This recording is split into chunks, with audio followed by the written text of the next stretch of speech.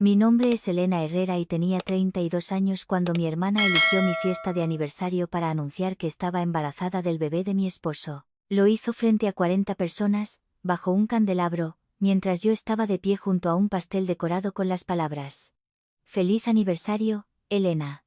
Ella esperaba que yo me derrumbara. Podía verlo en la forma en que la mano de mi esposo flotaba cerca de mi espalda, lista para atraparme si me desmayaba o para controlarme si gritaba. Podía verlo en la barbilla levantada de mi hermana, en el pequeño suspiro de satisfacción de mi madre, en las sonrisas congeladas por toda la sala. «Sé que esto es impactante», dijo mi hermana, colocando ambas manos sobre su vientre como si acabara de ganar una corona. «Pero estamos enamorados, y este bebé merece honestidad». Mi esposo bajó la mirada, fingiendo vergüenza, pero yo conocía esa actuación. Había vivido con ella durante años. La sala esperaba a que yo me rompiera. En lugar de eso, levanté mi copa de champán. «Entonces, brindemos por la honestidad», dije. Nadie se movió. Metí la mano en mi bolso y saqué un informe médico doblado que había llevado toda la noche. Ya que estamos diciendo verdades esta noche, yo también debería compartir una. El mes pasado, mi esposo se hizo una prueba de fertilidad. Su rostro cambió incluso antes de que terminara la frase. La sonrisa de mi hermana se resquebrajó. Levanté el papel más alto. El resultado dice que tiene un conteo de esperma en 0. La sala entera se congeló. Luego miré su vientre y dije: «Así que ahora, creo que todos quieren saber quién es el verdadero padre». Antes de contarles lo que él dijo a continuación y lo que sucedió después de que salí de esa fiesta de aniversario, díganme qué hora es donde están ahora mismo y desde dónde me están viendo. Quiero ver qué tan lejos viaja esta historia, porque en algún lugar, alguien está sentado en silencio junto a personas que creen que la traición los destruirá. Quizás esta historia es exactamente lo que necesitan esta noche. 6 semanas antes de esa fiesta de aniversario, todavía creía que yo era el problema. Esa fue la parte más cruel de todo. Durante 3 años, había tomado vitaminas, cambiado mi dieta, seguido ciclos, llorado en baños, sonreído en baby showers y me había disculpado con mi esposo por un fracaso que nunca me había pertenecido. Él nunca me gritó directamente. Eso habría sido demasiado obvio. En cambio, usaba la suavidad como un arma. «Quizás solo estamos estresados», decía, tocando mi mano sobre la mesa. «Quizás te estás presionando demasiado». Y como deseaba tanto una familia, le creí. Volqué mi sospecha hacia adentro, convertí mi propio cuerpo en el enemigo. Mirando hacia atrás, ese fue el primer crimen que cometió contra mí. No la infidelidad, no las mentiras. El primer crimen fue convencerme de odiarme a mí misma para que nunca lo cuestionara a él. La primera prueba llegó por accidente. Estaba trabajando hasta tarde en el despacho de casa cuando nuestra tableta compartida se iluminó con una notificación de correo electrónico. Casi la ignoró. Luego vi el nombre de mi hermana. El asunto estaba en blanco, pero la vista previa decía: «Tenemos que ser más cuidadosos». Está empezando a sospechar. No Elena. No tu esposa, no mi hermana. Solo una letra, un obstáculo, un problema que gestionar. Me quedé sentada allí durante casi 10 minutos, mirando esas palabras mientras la casa zumbaba silenciosamente a mi alrededor. Mi esposo estaba abajo preparando té, actuando como el hombre gentil que todos admiraban. Mi hermana había estado en nuestra casa el fin de semana anterior, riendo en mi cocina, pidiéndome prestados mis aretes, abrazándome demasiado fuerte cuando se fue. De repente, cada pequeño detalle se agudizó. El perfume en su camisa, sus mensajes a altas horas de la noche, sus bromas privadas, la forma en que mi madre siempre la defendía incluso antes de que yo la acusara de algo. No lo confronté esa noche.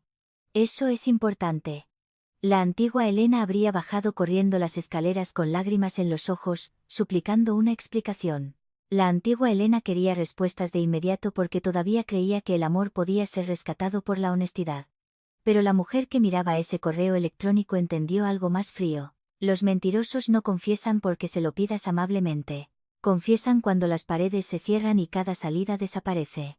Así que tomé una captura de pantalla, la reenvié a una cuenta de correo privada, borré la notificación y bajé las escaleras como si nada hubiera pasado.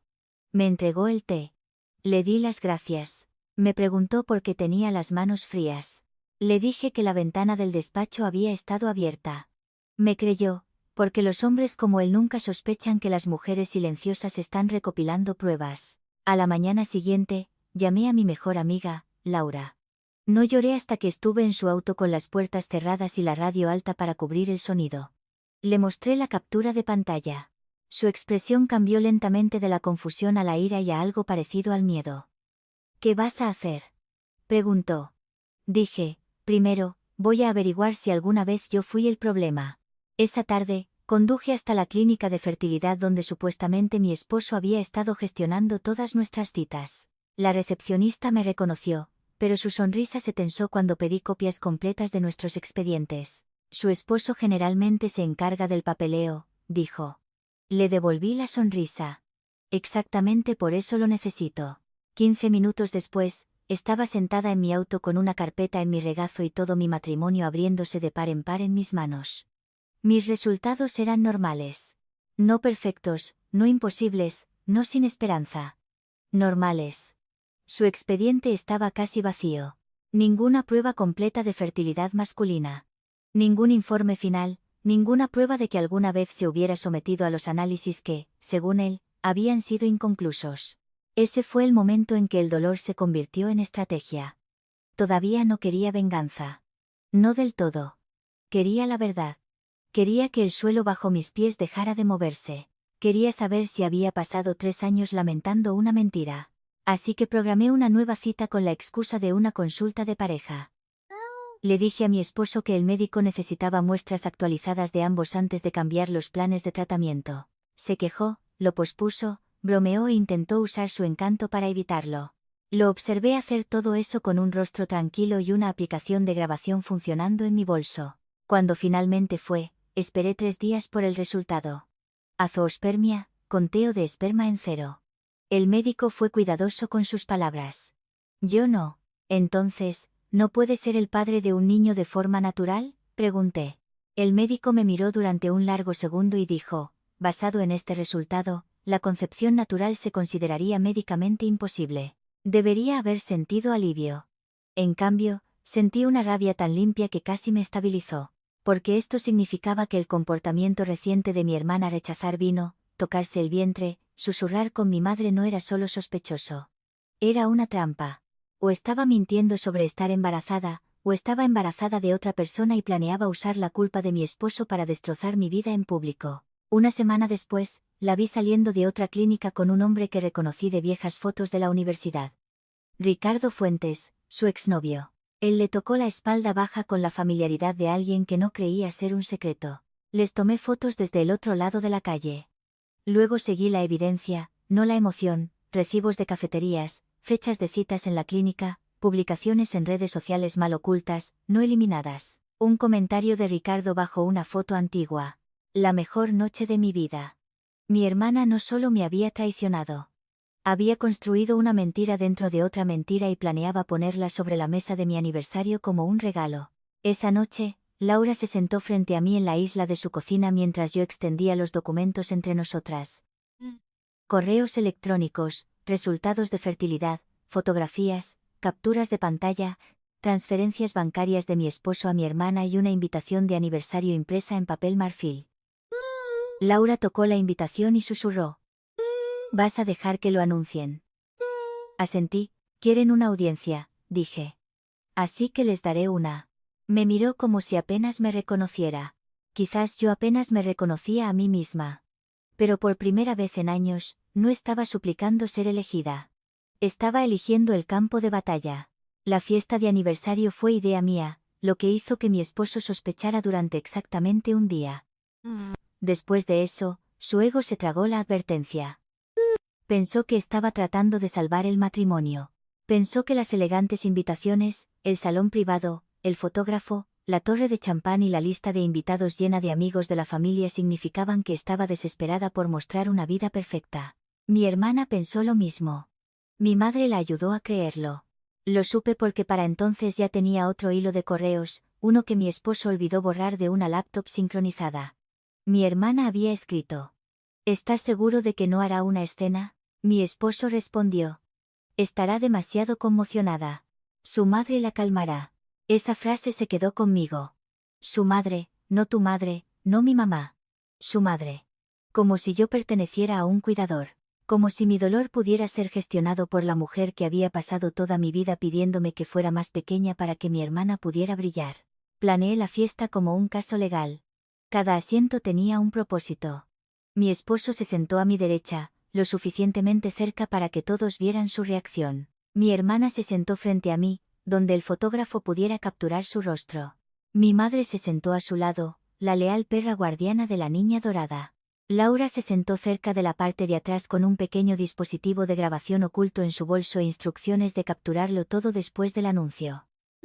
Marisol, mi prima, se sentó cerca del centro.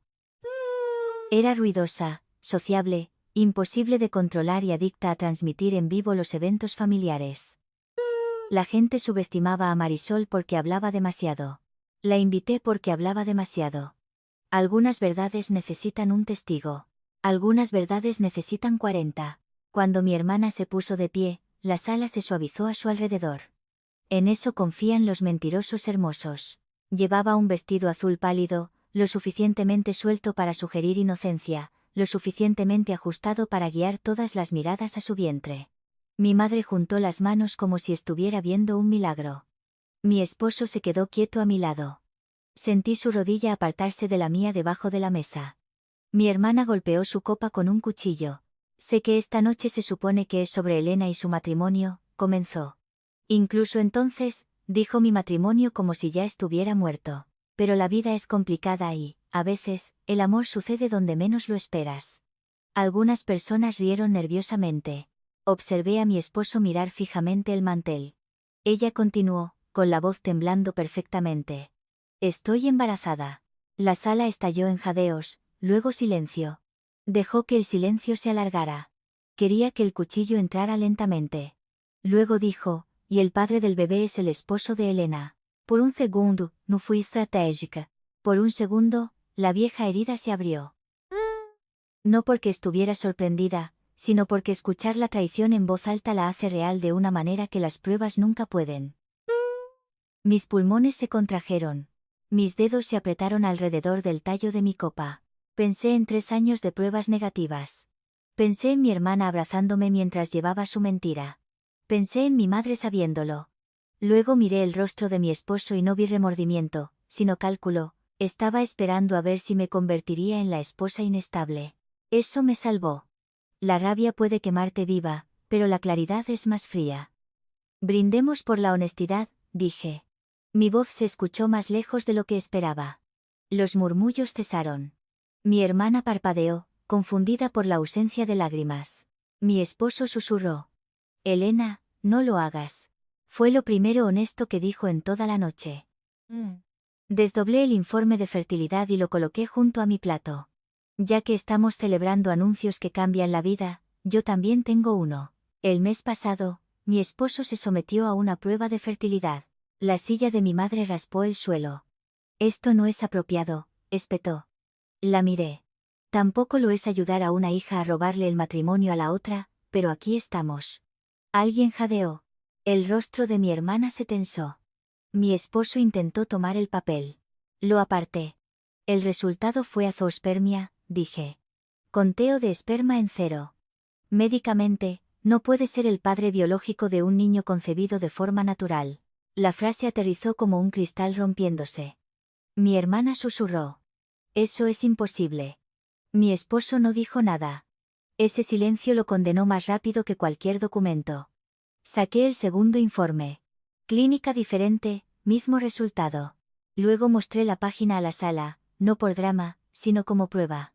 Ambas pruebas están fechadas en el último mes, así que, o la ciencia cambió esta noche, o mi hermana ha cometido un error muy grave sobre quién es el padre de su bebé. Mi madre se puso de pie. Su rostro estaba blanco bajo el maquillaje. Elena, deja de humillar a tu hermana. Casi me río. Incluso entonces, con las pruebas en mi mano, con mi matrimonio desangrándose frente a todos, su primer instinto fue proteger a la persona que sostenía el cuchillo. No, dije. Esta noche, he terminado de proteger a la gente de las consecuencias de sus propias decisiones. Mi esposo finalmente habló, bajo y enojado. Me hiciste pruebas a mis espaldas. Lo miré, realmente lo miré. Y vi a un hombre furioso no porque hubiera sido traicionado, sino porque había sido descubierto. Me dejaste creer que yo era el problema durante 3 años, dije. Me viste disculparme por un hijo que sabías que nunca podrías darme. No me hables de traición. Luego recogí mi bolso. Mi hermana empezó a llorar, pero sus lágrimas no tenían dirección. Lo miró a él, luego a mi madre, luego a los invitados que ya no la miraban con simpatía. La historia que había ensayado se estaba muriendo en tiempo real. Me alejé de la mesa. Mi esposo me agarró la muñeca. Mi esposo me agarró la muñeca. Tenemos que hablar en privado. Me solté. Lo privado es donde sobreviven las mentiras. Luego me incliné lo suficiente para que solo él y mi hermana me oyeran. Este fue el archivo 0. Tengo 6 más. Mientras caminaba hacia la puerta, el teléfono de Marisol ya estaba levantado. Los comentarios aparecían. Los susurros se extendían. Mi hermana me llamó. Elena, espera. Puedo explicarlo. Me detuve en la entrada y me volví. Guárdatelo para el verdadero padre, dije. Ya lo encontré. No fui a casa primero. Eso sorprendió a mi esposo. Esperaba que corriera a nuestra habitación, metiera ropa en una maleta, me derrumbara en el suelo, tal vez contestara sus llamadas cuando el pánico suavizara su voz. En lugar de eso, conduje al departamento de Laura, estacioné en el garaje subterráneo y me senté en la oscuridad mientras mi teléfono vibraba hasta casi morir. 32 llamadas perdidas en 20 minutos. Mensajes de mi esposo, entendiste mal. Necesitamos controlar esto. No arruines tu propia vida. Mensajes de mi hermana. Por favor, no le digas a Ricardo. No entiendes. Mamá dice que estás actuando como una loca. Ese nombre en mi pantalla confirmó lo que ya sabía. Ricardo era real. Ricardo importaba. Ricardo era la costura débil en la mentira. Laura abrió la puerta antes de que yo llamara. Tenía vino en la barra, una manta en el sofá y la expresión de alguien lista para mantenerme unida si me rompía en pedazos. No me rompí. Coloqué mi teléfono en la isla de su cocina y vi aparecer otra llamada de mi madre. Contesta en altavoz, dijo Laura. Así lo hice. Mi madre no preguntó si estaba a salvo. No preguntó si estaba herida. Dijo, lo que hiciste esta noche fue imperdonable. Miré el teléfono, casi fascinada por la forma de su lealtad. ¿Lo que yo hice? Pregunté. Tu hermana está embarazada y aterrorizada y tú la atacaste públicamente. Mi hermana anunció que esperaba un bebé de mi esposo en mi fiesta de aniversario. Mi madre exhaló bruscamente. Porque quería honestidad. Fue entonces cuando entendí que la traición final no había ocurrido esa noche. Había estado sucediendo durante semanas, quizás meses, en conversaciones donde se me discutía como un problema a resolver. ¿Tú sabías? Pregunté. Silencio. No mucho, pero suficiente. Rosa necesitaba apoyo, dijo mi madre. Ahí estaba. No una disculpa, no sorpresa. Una defensa. Terminé la llamada sin otra palabra. Laura me miró. Necesitas hablar con Ricardo antes de que ellos lo contacten. Asentí. Mi hermana y mi esposo intentarían reescribir la historia a través del duelo. Dirían que yo era inestable, celosa, infértil, cruel. Usarían cada vieja herida que ellos habían ayudado a crear. Así que le escribí un mensaje a Ricardo sin emoción, solo con hechos. Mi nombre es Elena Herrera. Mi hermana está embarazada, anunció esta noche que mi esposo es el padre. Tengo pruebas médicas de que él no puede serlo. Si has estado involucrado con ella, necesitas hablar conmigo antes de que lo hagan los abogados. Respondió en 9 minutos. Nos reunimos a la mañana siguiente en una cafetería tranquila del centro. Ricardo parecía más joven en persona. O quizás el miedo hace que los hombres adultos parezcan inacabados. Se puso de pie cuando llegué, se golpeó la rodilla con la mesa y casi derrama su café. Me dijo que estaba soltera, dijo antes de que me sentara. Le creí más de lo que esperaba. No porque fuera inocente, sino porque su pánico era demasiado desordenado para ser ensayado. Las mentiras de mi hermana siempre eran pulcras. Las suyas no. Le mostré las fotos. La clínica, el café. Su mano en su cintura, las fechas. Luego le conté sobre el anuncio. Se cubrió el rostro con ambas manos. Dijo que se lo diría a su familia pronto. Dijo que el padre no estaba en el panorama. Deslicé un formulario de consentimiento sobre la mesa. Entonces, ponte en el panorama legalmente. Se quedó mirando el papel. ¿Una prueba de paternidad? Sí. Antes de que nazca el bebé. Hay formas legales de establecer la responsabilidad y prepararse para la confirmación. Mi abogado te explicará el proceso. Ahora mismo, necesito tu consentimiento por escrito y tu declaración de que ella te engañó. Miró hacia la ventana, con la mandíbula apretada. No quiero hacerle daño. Casi admiré eso. Casi. Ella te usó, dije. Usó a mi esposo. Me usó a mí. Y si te quedas callado, usará al niño también. Le tembló la mano cuando firmó. Luego me dijo algo que no sabía. Mi hermana le había pedido dinero 2 veces, alegando gastos médicos y diciendo que su familia la abandonaría si se enteraban. Me mostró transferencias, miles de pesos, diferentes fechas, diferentes excusas. Una nota decía: para nuestro futuro.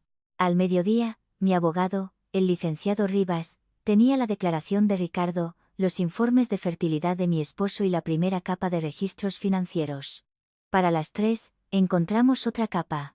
Mi esposo había estado moviendo dinero de una cuenta empresarial a cuentas personales conectadas con mi hermana. No grandes cantidades al principio, lo suficientemente pequeñas para ocultarlas. Luego, transferencias más grandes disfrazadas de pagos de consultoría.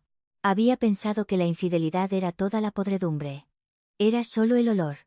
Debajo había fraude, arrogancia y un hombre tan seguro de que yo nunca miraría que dejó de cubrir sus huellas. Esa noche, fui a casa con Laura y una escolta policial organizada por Rivas. Mi esposo estaba en la cocina, todavía con la camisa que había usado en la fiesta, su cabello desordenado, su encanto desaparecido. Miró al oficial, luego a mí. ¿En serio?, dijo. Trajiste a la policía a tu propia casa. Pasé junto a él hacia el dormitorio. No, dije. Traje testigos. Me siguió hasta la entrada de la habitación mientras yo empacaba la maleta que había preparado 2 semanas antes.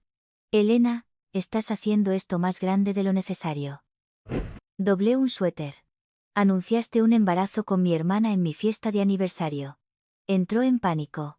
Actuó. Su voz se endureció. ¿Crees que eres intocable porque encontraste una prueba? Me di la vuelta entonces. No. Sé que soy intocable porque encontré todo lo demás. Por primera vez, el miedo cruzó su rostro. No culpa. Miedo. Esa diferencia importaba. La culpa habría significado que todavía tenía conciencia. El miedo significaba que entendía las consecuencias. Cerré la maleta y pasé junto a él. No me agarró esta vez. El oficial estaba mirando. En la puerta principal, dijo, te arrepentirás de destruir esta familia. Miré hacia atrás, a la casa donde había pasado años encogiéndome para caber dentro de sus mentiras. No, dije. Me arrepiento de no haber empezado antes. 3 días después, mi madre solicitó un brunch familiar. Sus palabras exactas fueron: necesitamos manejar esto en privado antes de que los extraños nos destruyan. Guardé el mensaje porque era casi divertido. Los extraños no nos habían destruido. Los de adentro lo habían hecho. Pero acepté, porque la privacidad era exactamente lo que no merecían. Elegí el club campestre donde mi madre había construido toda su identidad social. Allí había organizado almuerzos de caridad, sonreído a través de chismes, presentado a mi hermana como mi hermosa Rosa y una vez le dijo a una mesa de mujeres que yo estaba enfocada en mi carrera, pero no era maternal por naturaleza. Quería que la verdad se sentara en la misma sala donde sus mentiras habían sido servidas con agua de limón y aplausos educados. Llegué de última. Mi hermana ya estaba sentada, vestida de un beige suave y con ojos heridos. Mi madre se sentaba a su lado como una abogada defensora. Mi esposo se sentó frente a ellas, con la mandíbula apretada y el teléfono boca abajo, pareciendo menos un amante y más un hombre atrapado entre 2 inversiones en colapso. Laura vino como mi apoyo. Marisol vino porque mi madre había olvidado no invitar a la testigo más ruidosa de la familia. También había algunos parientes, convocados bajo la promesa de una reconciliación. Nadie sabía que yo había pagado por adelantado el sistema de presentación de la sala. Nadie sabía que el gerente había aceptado conectar mi laptop después del postre. Mi madre comenzó. Elena, esta familia ha sufrido suficiente humillación. Coloqué mi servilleta en mi regazo. Estoy de acuerdo. Pareció aliviada por medio segundo. ¿Entonces te disculparás? No, dije. Aclararé. Mi hermana empezó a llorar de inmediato, pero esta vez las lágrimas parecían cansadas. Cometí un error, susurró. Pero estás tratando de arruinar la vida de mi bebé. Miré su vientre. No. Estoy tratando de evitar que ese niño nazca en una mentira. Mi esposo se inclinó hacia adelante. Suficiente. Todos sabemos que los resultados de fertilidad son información médica privada. No tenías derecho. Tienes razón, dije. La verdad médica es seria. También lo es el fraude financiero. Su boca se cerró. Me puse de pie y tomé el control remoto. La pantalla detrás de mí cobró vida, no con una diapositiva dramática, sino con una carpeta etiquetada Archivo de Evidencia 4. El primer documento era el informe de fertilidad. El segundo era la confirmación independiente. El tercero era la declaración firmada de Ricardo. El cuarto mostraba transferencias de Ricardo a mi hermana. El quinto mostraba transferencias de mi esposo a mi hermana. No pasé las diapositivas rápido. No me repetí. Dejé que cada documento se viera el tiempo suficiente para que la sala lo entendiera. El silencio puede ser más violento que los gritos cuando cada persona en él está leyendo una prueba. Mi hermana se puso de pie. No tenías derecho a contactar a Ricardo. Su voz temblaba, pero la ira la mantenía erguida. Tú metiste a mi esposo en esto, dije, tú metiste a Ricardo en esto, tú metiste a un niño en esto. Los derechos se complican en el momento en que conviertes a las personas en utilería. Marisol susurró algo y levantó su teléfono. Mi madre se dio cuenta demasiado tarde. Marisol, guarda eso. Marisol no lo hizo. La gente debería escuchar ambas versiones, dijo. ¿No es eso lo que siempre dices en el brunch? Luego abrí el archivo final. Un video corto. La cámara de la oficina de mi esposo lo había capturado a él y a mi hermana semanas antes. No se besaban en el clip. Hacían algo peor. Planeaban. La voz de mi hermana se escuchó a través de los altavoces, baja y ansiosa. Si se derrumba, mamá puede llevársela a casa. Mi esposo respondió. Una vez que todos lo sepan, no peleará. Le importa demasiado mantener la dignidad. Puse en pausa el video ahí. La sala no respiraba. Incluso mi madre miró a mi hermana entonces, no con protección, sino con alarma. Planear la crueldad es más difícil de excusar que la traición. Mi esposo empujó su silla hacia atrás. Esa grabación es ilegal. Rivas me había preparado para esto. Proviene de un dispositivo de la empresa en una oficina de la empresa durante una revisión financiera interna, dije. Tu equipo legal puede discutir eso con el mío. Su rostro se puso gris. ¿Qué revisión interna? Cambié la diapositiva de nuevo. Transferencias bancarias, facturas alteradas, pagos disfrazados de gastos de proveedores. Mi esposo las miró como si estuvieran escritas en otro idioma. Tu empresa ya ha recibido copias, dije. Su departamento legal me contactó esta mañana. Solicitaron mi cooperación como testigo material. Mi madre susurró. Elena, ¿qué has hecho? La miré. Dejé de ser útil para los mentirosos. El colapso no fue teatral al principio. Fue silencioso. Mi esposo se sentó lentamente. Mi hermana se volvió hacia él, buscando rescate, pero él no la miraba. Ese fue el momento en que entendió que no había robado a un hombre devoto. Había heredado a un cobarde. Luego, los comentarios de la transmisión en vivo de Marisol comenzaron a aparecer en su pantalla, y mi hermana vio a extraños diciendo el nombre de Ricardo, preguntando sobre la paternidad, denunciando el fraude. Su rostro cambió del miedo a la humillación. Fue entonces cuando comenzaron los gritos. «Apágalo», gritó. «Me estás arruinando».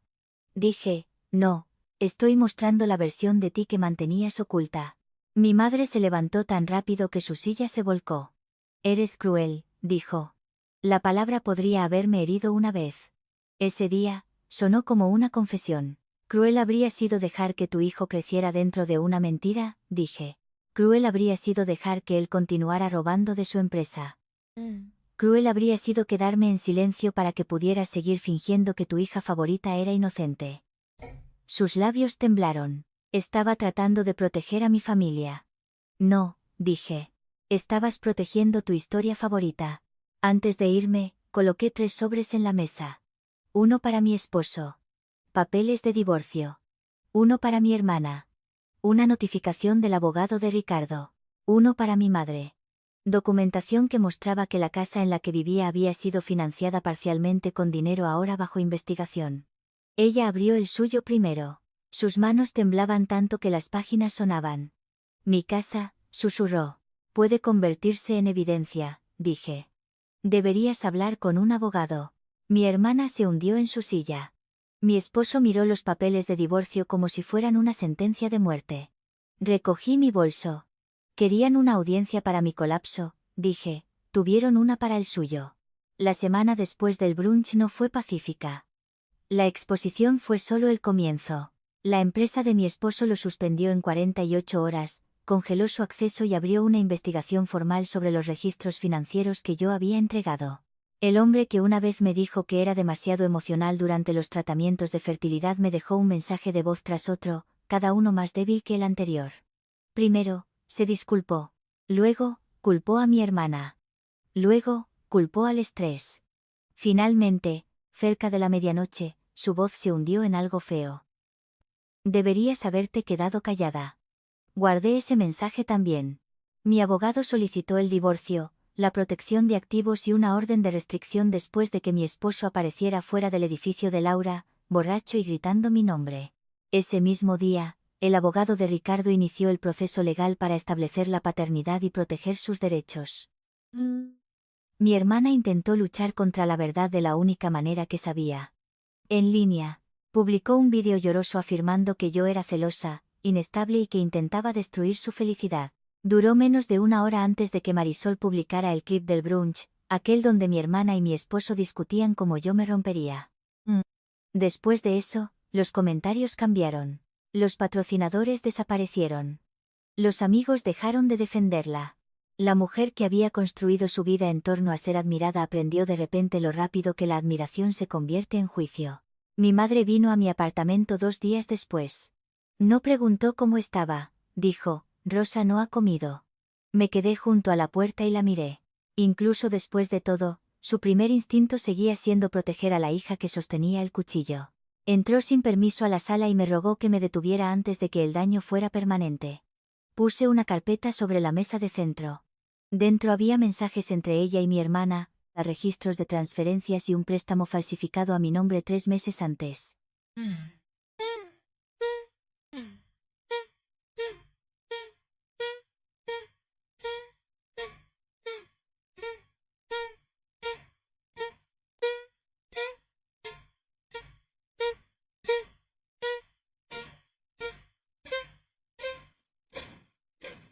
El rostro de mi madre se derrumbó cuando lo vio.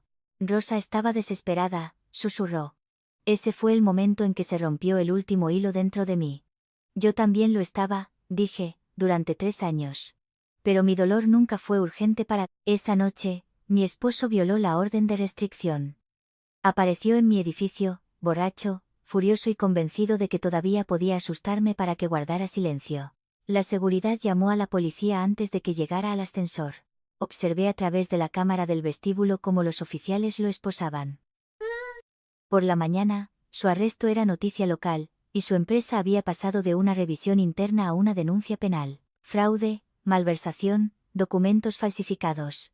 Uso indebido de fondos de la empresa.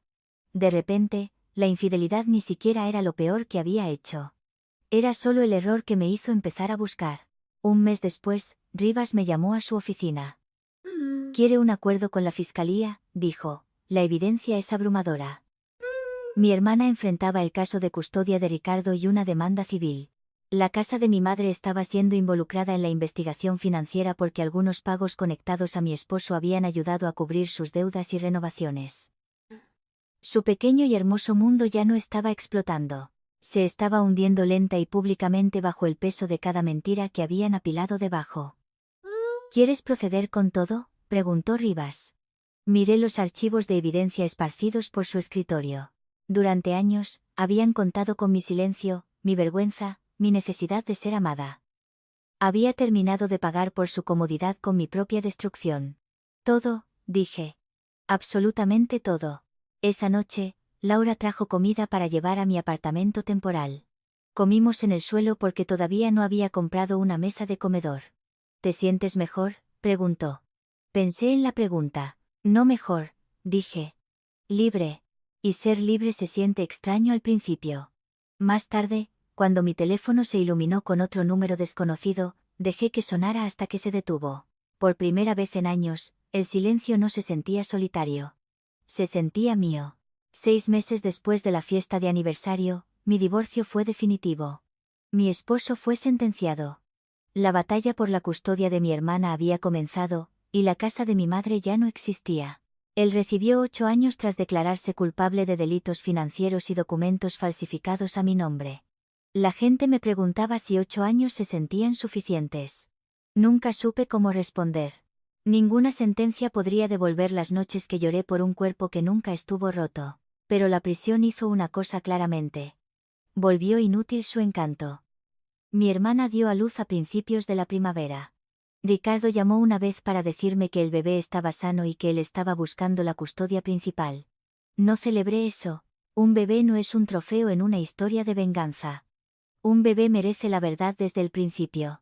Mi hermana luego dejó un mensaje de voz desde un número bloqueado. ¿Estás feliz ahora?, preguntó. Lo escuché una vez, luego lo borré. La felicidad ya no tenía nada que ver con ella. Mi madre intentó contactarme a través de parientes. Primero quería perdón, luego dinero, luego una conversación honesta. Envié un solo mensaje a través de mi abogado. Te deseo responsabilidad, sanación y distancia de mí. No me contactes de nuevo a menos que sea a través de un abogado. Sonaba frío, pero era limpio. A veces la paz comienza con una puerta cerrada. Cuando llegó el acuerdo del divorcio, la cifra en la pantalla se sentía irreal. 7 cifras. Silenciosa, pesada, final. Doné una gran parte a una organización de apoyo para el trauma de la fertilidad, para mujeres que habían sido manipuladas o avergonzadas durante el matrimonio. En la nota, escribí: para cada mujer a la que le dijeron que estaba rota por alguien que ocultaba la verdad. 2 semanas después, me mudé a mi nuevo apartamento. Ventanas de piso a techo, un pequeño balcón, estanterías que elegí yo misma. Sin contraseñas compartidas, sin correos electrónicos ocultos, sin fantasmas en las paredes. Laura trajo vino, Marisol trajo una planta. Nos sentamos en el suelo comiendo, y por una vez, ninguna parte de mí esperaba que la traición entrara por la puerta. Antes de que Marisol se fuera, me entregó un sobre de la hermana de mi esposo. Dentro había viejas fotos de mi matrimonio, vacaciones, aniversarios, rostros sonrientes que ya no se sentían reales. En el fondo, había una foto mía de niña, sentada en un porche, sonriendo a la cámara con ojos intrépidos. Puse esa foto en el espejo de mi habitación. Cada mañana la veía a ella antes de verme a mí. Antes de que mi hermana convirtiera el amor en una competencia. Antes de que mi madre hiciera imposible la aprobación. Antes de que mi esposo convirtiera mi sueño de una familia en un arma. Ahí estaba yo. No rota, no como segunda opción, no fría. Solo aplazada. 1 año después de la fiesta, pasé por el restaurante donde sucedió. A través de la ventana, vi otra celebración preparándose. Copas limpias, manteles blancos, un pastel esperando cerca de la pared. Por un momento, recordé a mi hermana bajo el candelabro, a mi esposo bajando la mirada, a mi madre susurrando que no hiciera una escena. Luego recordé mi propia mano levantando la copa de champán para brindar por la honestidad. Así que no me derrumbé. No supliqué. No luché por un esposo que ya se había vuelto inútil. Hice un brindis, abrí el primer archivo y dejé que cada cosa oculta entrara en la sala llevando su verdadero nombre. Mi esposo perdió su libertad. Mi hermana perdió su escenario. Mi madre perdió la historia que la protegía. Y yo perdí la ilusión de que su amor era algo que necesitaba ganar. Esa fue la verdadera venganza. No el escándalo, no el dinero, ni siquiera verlos caer. La verdadera venganza fue despertar en un hogar que ellos nunca habían tocado. Mirar una foto de mi infancia y finalmente entender la verdad: yo no había sido destruida.